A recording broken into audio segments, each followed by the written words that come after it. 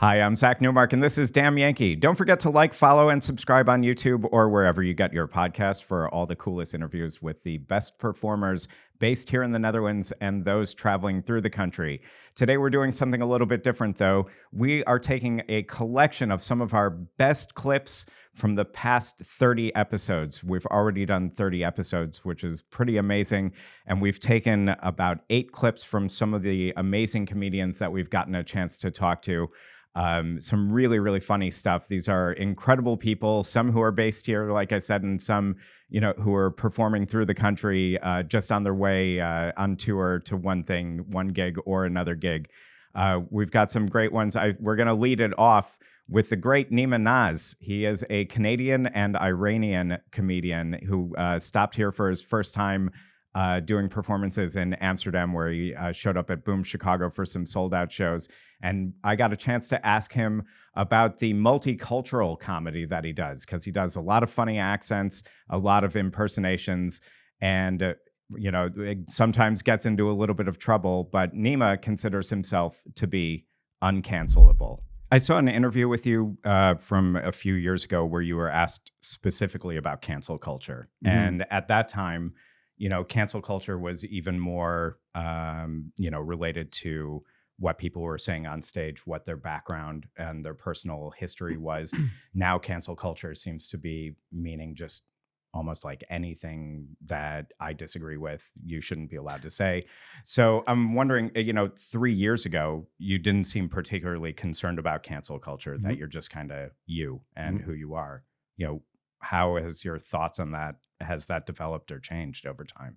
No, I still stand with the same opinion and the same take. I believe that, in a joking way, I feel like I'm uncancelable. But the real answer is, like I said earlier, my pure intention is just to make jokes and bring light to darker topics in this world. And that's it. Like, I'm not here to intentionally put anyone down or be offensive. It might come off as offensive to some people, but once again, you can't please everyone. And that's my thought process every day when I make jokes, when I make videos, when I do jokes on stage. In my head, I'm not being like, all right, like, how can I push the boundary? How can I offend this person or this group of people? In my head, I'm like, all right, how can I make someone laugh? So, like, right there, that already cancels out literally all the people who try to say, oh, you can't say that, or you should be canceled for this, So I just don't see it that way. Are you kind of the same guy on stage that you are in real life, would you say? Or is your stage persona kind of a different version of who you are? Yeah, I'm the same person, but yeah, it's a little bit a different version because it's a performance. At the end of the day, it's still like you gotta like bring the energy and the the facial expressions, like all those things matter, obviously. But yeah, I'm pretty much myself. Like, even on camera, online, on stage, off camera, I'm pretty much the same person every time. So obviously, it's a little bit more exaggerated when you're actually acting or performing. But yeah, it's all at the core. I'm always myself. That idea of always being true to yourself, it's an idea that really resonates with another one of our comedians who has just found a massive fame on TikTok and other social media platforms. Many people know him as the auto-tune comedian, Morgan J. If anybody is true to himself, it's him. He has a lot of things to say that are very interesting, about the world at large in general. And sometimes he brings that into his shows, but mostly not, because he looks at his shows as a place where his audiences are maybe trying to kind of get away from that a little bit. So here he's telling us about the responsibility he feels he has as a comedian and a performer with a large voice and a large platform. Especially because I am on TikTok so much. TikTok is like a really beautiful platform for artists, entrepreneurs, anybody who's trying to create something from the ground up for themselves, even people who are doing podcasts and things like that. However, there's this weird thing about it where you'll swipe and you'll see a funny cat video, and then you'll swipe up and see like, a Palestinian child trapped in rubble, and I'm like, I don't know what to do. Like, it's like a paralyzing effect. It's like such a weird, twisted, dystopian application, because it's like led me to having such an amazing career, but I'm like, I don't know what I should be doing. You know what I'm saying? Do you talk to, I mean, you've got other, friends who've been working with you for a while now. Yeah. Do you talk to them about this, about kind of How to use my platform? or whether to use your platform also? Yeah. I mean, I just saw a creator today that was like, if you live in LA and like you don't use your, they were kind of like lambasting and criticizing people with big platforms for not speaking up. But then it's like sometimes you do speak up, and then you have people who are like, "Hey, shut up! Like you're just like a comedian. Like we don't need to hear your voice." Mm-hmm. And then there's people who are like, "Thank you for speaking up." And like, no matter what you do, there's gonna just be somebody in your DMs like, "Fuck you, you Yeah. piece of shit." You know what I mean? Like, Yeah. either you don't take a hard line, or you take a soft one, or you don't, or your opinion is too nuanced. It's like us or them type of energy, and it's like, how do I articulate it? Because it's funny. It's like I was telling my friend, I was like, I'm smart enough to know when things are like morally and are bad, but I'm not like I don't have like the sources at my fingertips to articulately debate Mm-hmm. with somebody, and especially when you try to debate with people who don't even really want to debate at all. Their mind is made up. You know what I'm saying? Yeah. And I see that, like I see people like coming to each other with like clenched fists, and I'm always of like this philosophy, like you can get more with an open palm than you can get with a clenched fist, Mm-hmm. So it's just kind of difficult to have these conversations when people are they've also tied like their identity. Sorry I didn't mean to get so like No, it's fine. It's like they've tied such a huge part of their identity to like what they believe in, and could never even fathom. Like I do have a song about this that I don't sing too often, but it's essentially about like internet commenting and trolls and people who believe one thing so hard and refuse to even look at it from another point of view. Mm-hmm. You know what I mean? Unfortunately, we're all living in an echo chamber. That is all to say, to go back. When you come to Morgan J show, none of that shit is going on. We're just a bunch of goofy people. We're getting horny. We're having a fun time. That's it. Yeah. But it's, I understand where you're coming from, because, the nature of your show, like you said, it's very lighthearted, and it's, oh yeah. it's where I kind of get a sense that people are going not to focus on what's happening on their, screens outside of that room. So it's another issue of that you must face when it comes to balance again. Yeah, I mean, look, I think there are people who for sure criticize me for like what my show is. It's like not edgy. That's fine with me. I'm not doing it for to like get a rise out of people. I'm doing it for the people who like work an 80-hour work week, Mm-hmm. and then just like need a place where they can like forget about what's going on. There are artists who are really good at doing both, but I don't know, if you worked 80 hours and you only have, $100 to buy one ticket that year, and you went to a show and then the whole show was political, I might be upset about. I might be like emotionally and physically exhausted by like coming to it, And I think it kind of depends on who you're buying the ticket to see, right? Yeah. I mean, money's tight, and there's a year ago or 2 years ago, my wife and I saw Mark Maron here. Sure. And, we kind of expect you expect him to talk about politics or whatever is going on that day a little bit, right? Yeah. I mean, if you came to my show and all of a sudden I started talking about the current administration and Donald Trump, I don't know how it would be perceived, because I do sell tickets like in every part of the country. Mm-hmm. And if you see my audience, it's like, it's both sides. It's like everybody's coming to my show. I'm talking about the people who, I'm talking about everybody. You know what I mean? It's like every color of the rainbow is at my show. Right. And and a lot of ages. The age range has gotten a lot wider at your shows too. I'm talking like ages goes now from like 12 to like 60. Mm-hmm. So, I essentially have a broad appeal. You know what I mean? And I'm like wondering, at what point is it my responsibility to like start using that broad appeal to like influence and shape the minds of the youths? I don't know. Is there you're the performer, you're the comedian. Is there kind of like a lighthearted way of bridging people and bridging divides at your show?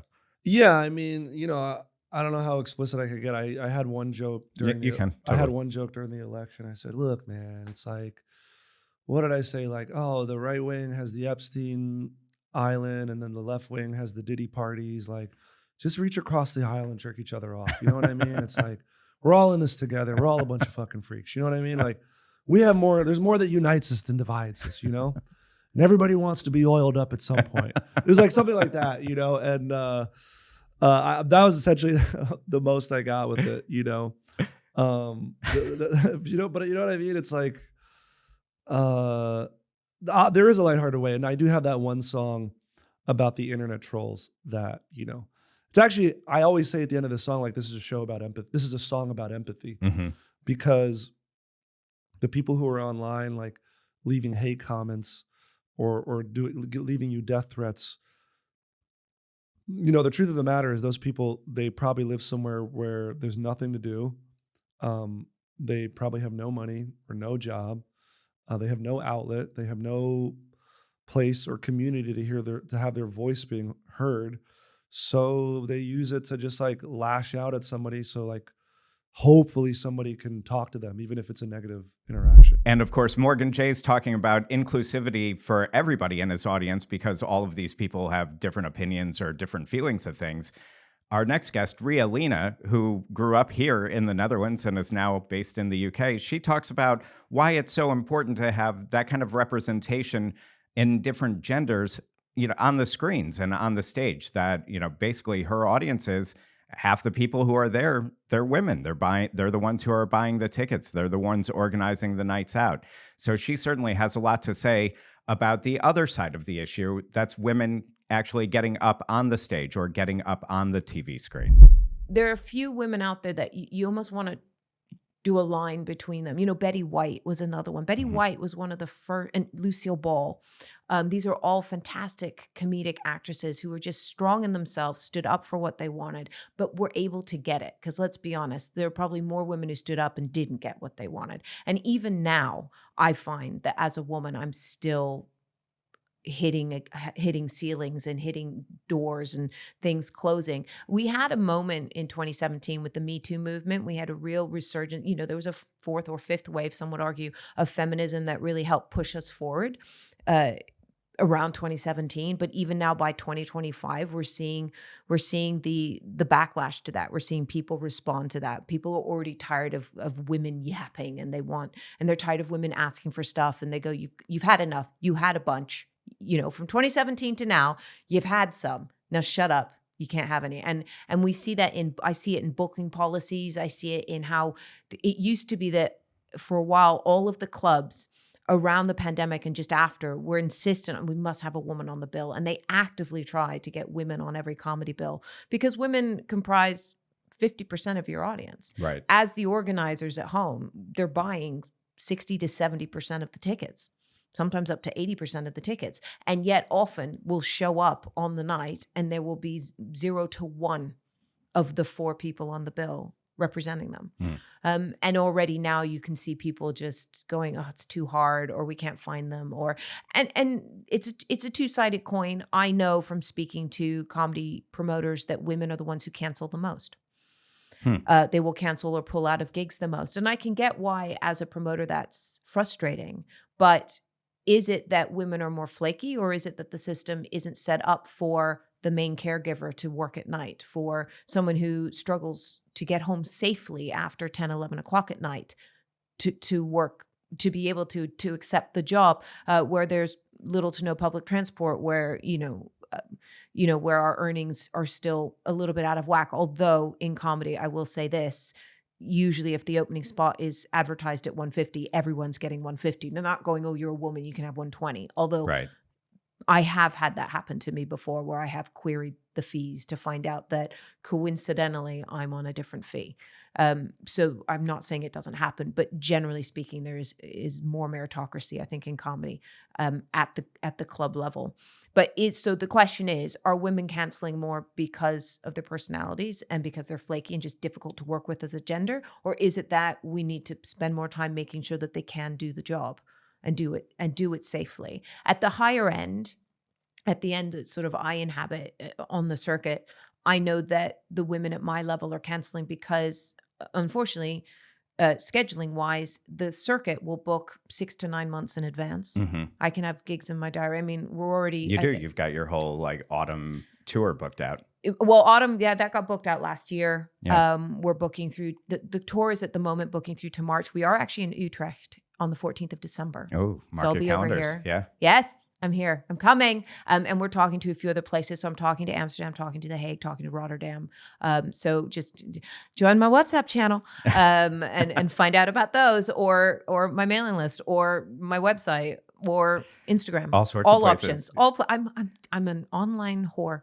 I'm everywhere. But so I we're think the still official term is online sex worker. I don't think we're supposed to say whore anymore. I'm so sorry. Yes, I am an online profligate. Is that a word? Nice. Does that It work? is now. It works today. Brain works.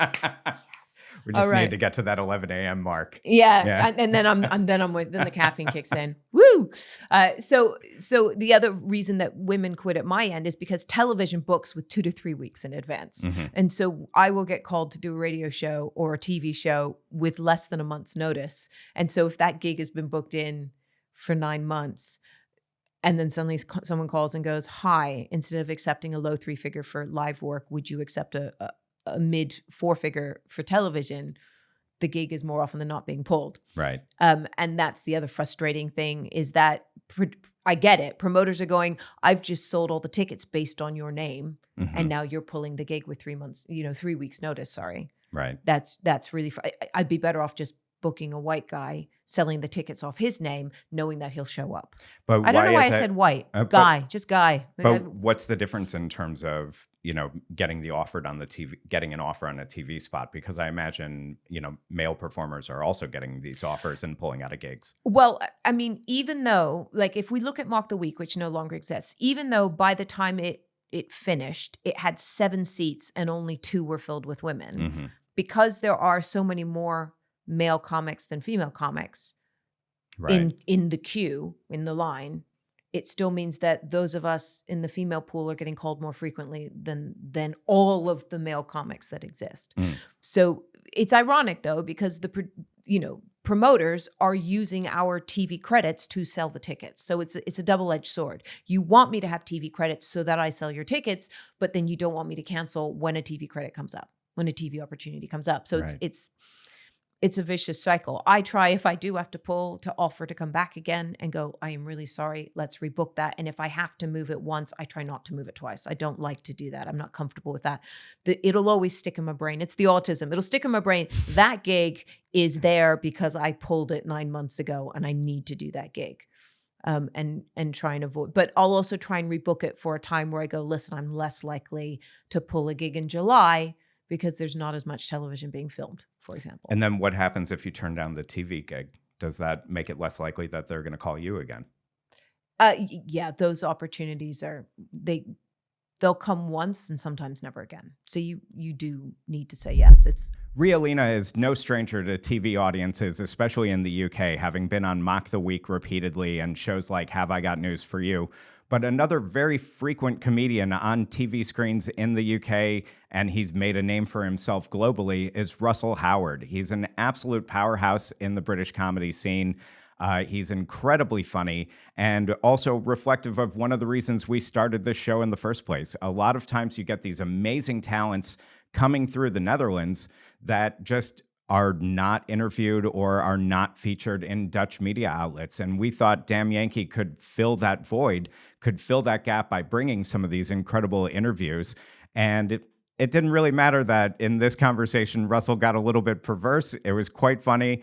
Here's Russell talking about his experiences in Amsterdam. That's what's so sort of fascinating about Amsterdam, that is because there's just a myriad of, it's either beautiful or erotic around every corner. Do you know what I mean? Like, it feels like the sort of red light district is just, I remember seeing a sign for kinky street food, and I was just like, I just can't, how'd you like your burger with a nipple clamp? Like, and there was a shop that was selling luxury bondage gear. I thought diamonds were a girl's best friend, not a purpose. But I just can't, surely diamonds are about display. So I just can't imagine a group of, Dutch people looking around as their mate is getting, paddled with a diamond whip and looking at him going, someone's doing all right for himself. Do you know what I mean?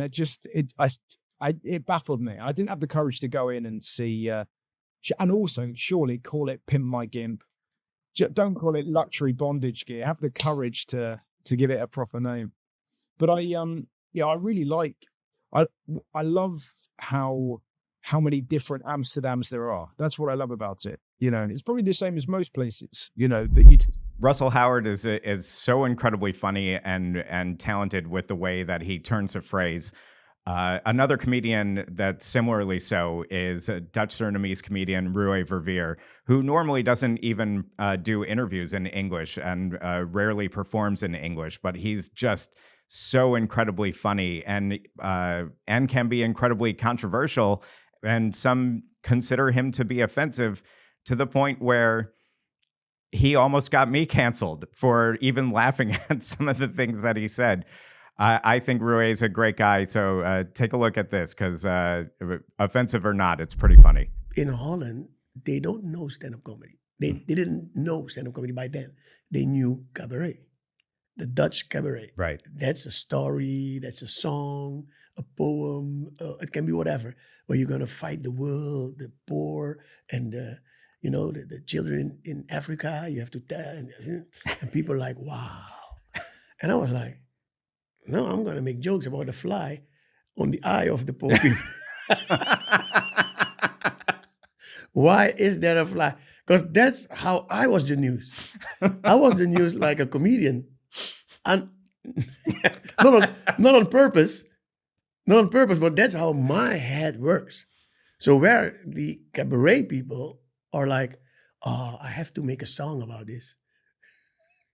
I'm like, I'm sorry. The fly always on the eye. Why don't you just blink? Or that's my mind works. And the theater is where I can say it. But you see, nowadays, you get canceled. And that's my problem right now. And okay, so first, when I asked you about that, I wasn't expecting the fly on the eye joke. That's how I watch the news. I feel the pain also. That's not a... I'm worried I'm going to get canceled for laughing at the joke. Listen, I feel the pain. It's not that I'm, like, I don't care about... I do care. But there's this one side of my mind that goes to the comedy side. To the dark spot. Yeah, actually. The dark spot. Yeah, that's my humor. Well, suffice it to say, sometimes something you watch on TV catches your eye, and other times it hits the nail on the head. Quite literally, in fact, when we're talking about Stacey Smith, an American comedian and improv comedy artist who's based here in Amsterdam. But that wasn't always the case. She tells us about her time on cruise ships and what she used for onboard entertainment. Whatever you're thinking is true. Whatever you're imagining as the craziest thing to happen is 100% true. It is like the real world at sea. So the crew is very involved with one another, which is the most polite way to say that. And when someone gets sick, everyone gets sick. So I did have to quarantine before I knew what quarantine was. This was, pre-COVID. I didn't know that. What year was this? What'd you say? Like what year was this? My last one was in 2012, I think. Or maybe it was a little bit later, maybe 2014 or 2015. I honestly can't remember. It was all a fever dream. But yeah. And also, I remember I had to have a captain's meeting. I actually had to meet the captain because when I walked on stage one night, I kicked my leg in the air, like during the intro of my name, and I kicked my shoe and it hit a woman in the nose in the front row and gave her an immediate bloody nose. And she complained, which I was like, one, you're at a comedy show. This is hilarious. and two, it was obviously accidental. It's not like I was like, this woman will have the worst night of her life. But I did have to sit down with the captain and go through the complaint form and all of that. Was the captain pleased with your approach? Yeah. I mean, there was only 6 comedians on the ship. I would just went in and just would bullshit as hard as I could. I was like, listen, buddy, and it was like this big stern Danish man or something. So, so I got away with that. But also like these safety things, like a bunch of comedians are going to be responsible for saving people's lives if this thing goes down. What an awful decision on everyone's part. I think I actually died in 2 fake fires. They did like a whole smoke demonstration and like got marked red, had to go to like the safety officer to like sign paperwork that understood that I needed to do better. And I was like watching TV in my room when smoke was coming through my door, and I was like, I feel like it's probably just like a demonstration. And the things that you could watch on the TV were like reruns of Friends, or like the thing that I would always watch on the TV, which was you put it on a channel that has a camera on the front of the ship. So you could just see where the ship was going. Right. That was like 100% of the time on my screen, because that was interesting for like when people would have to get airlifted, like in helicopters, or if like people were like sneakily making out up there. Like that was the entertainment. Right. So I had it on that channel 100% of the time. While Matt Castelvi puts a little bit of a different spin on the idea of crowd work, let's say our next guest, Kyla Cobbler, she's an Irish comedian. Her way of approaching and riffing with crowds is a little bit more traditional. She's a little bit more like an insult comic in that way. She's very funny, and she tells us a little bit about how that developed from out of her experiences working in retail and other jobs before becoming a professional comedian. Worst heckle? Worst heckle. Or best heckle? I mean, I love heckling in a way. I do. I mean, because I have great interactions, because hecklers are so stupid. They're like, they don't understand that I'm better than them and I'll always win.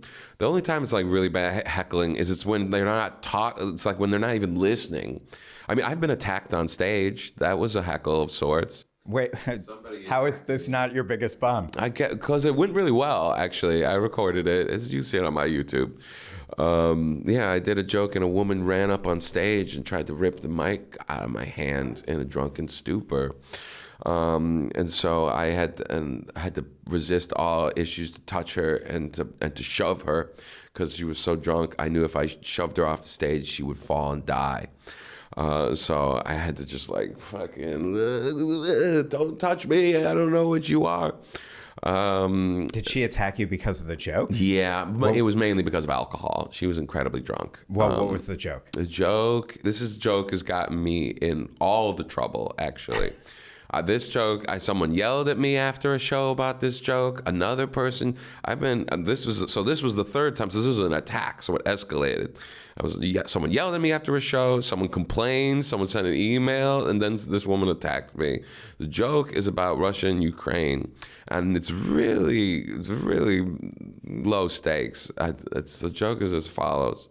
So when all the shit with Russia and Ukraine, when the war started, at the time of the war, and this is true, I had never seen Ukraine's flag before. All right, I just hadn't. All right, I'm not good with flags. Ask all my exes.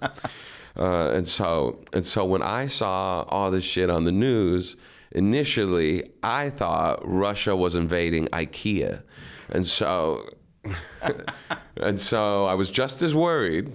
And so that joke makes everyone upset. At least and it's pretty smart. It's just saying that the colors are similar, right. And I think that's true.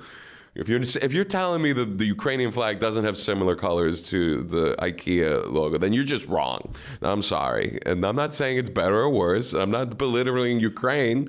Go Ukraine, but your flag looks like IKEA, and that's okay.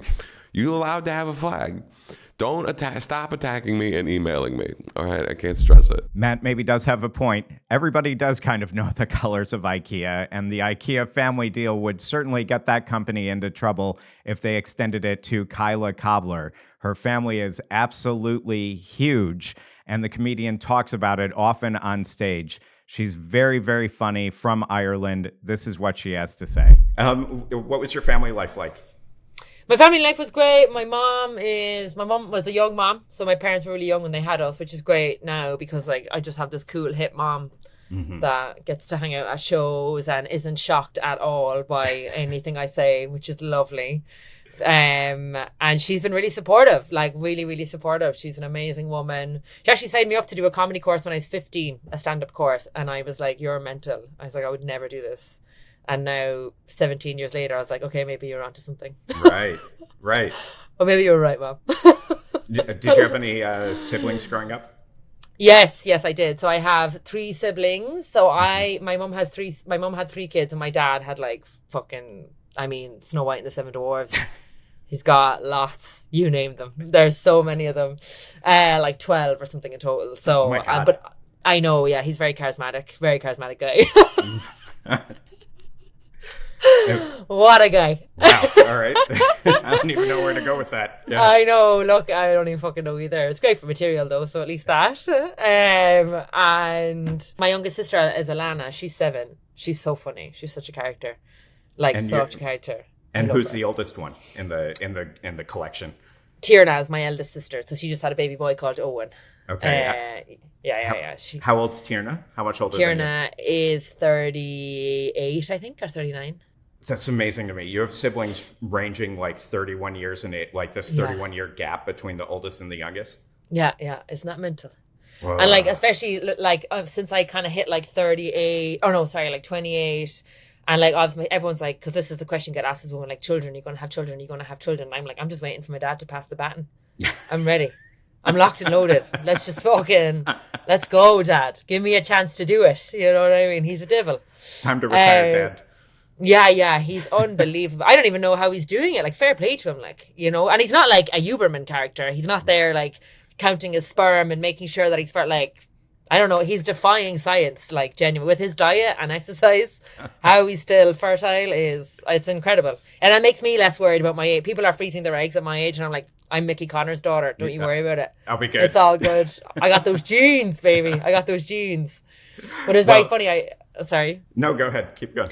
My sister had the christening for Owen, my little nephew, and it was the first time that my partner, my fiance Simon, came. He's South African, came to Ireland for like an event. Like he come on tour with me and drive because I don't have my license. Fucking for my sins, I don't have my license. I can drive them. And so he drove around for me. So then whenever Owen was christened, I said, come back and come to the Irish christening because baptism in Ireland is great fun, great crack. And I was like, and that was the first time you kind of met everyone, like my dad, all my dad's kids, and my stepmother and my stepdad and his kids and everything.